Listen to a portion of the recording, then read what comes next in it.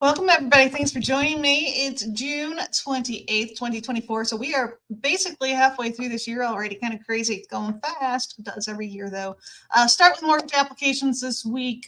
Purchases up 0.1%.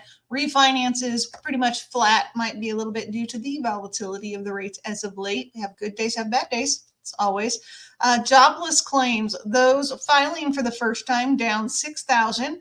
But continuing claims up 18,000. So we have seen that move up the past several weeks. It does indicate that there is potentially a problem or difficulty with people finding new work once they have been let go, just with these claims continuing to inch up week over week. We did also get the final reading for first quarter GDP of 2024. Did come in at 1.4%.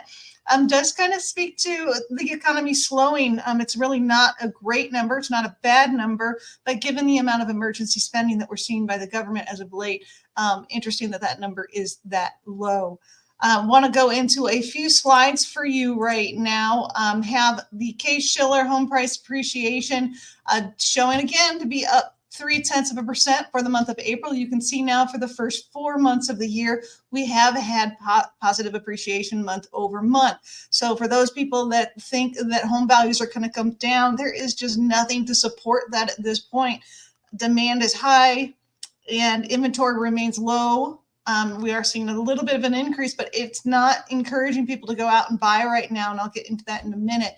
But right now, as we can see, appreciation continues to go up month over month. We continue to see positive improvement in home values.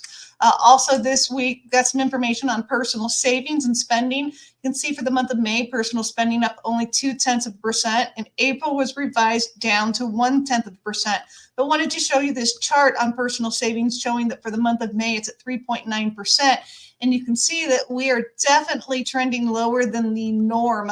We're well below what the average consumer has in savings. And you can see for the start of this year, we had a little bit of a peak during tax season, but again, that number going down as people have difficulty kind of meeting those financial demands right now, just not a lot of ability to save money.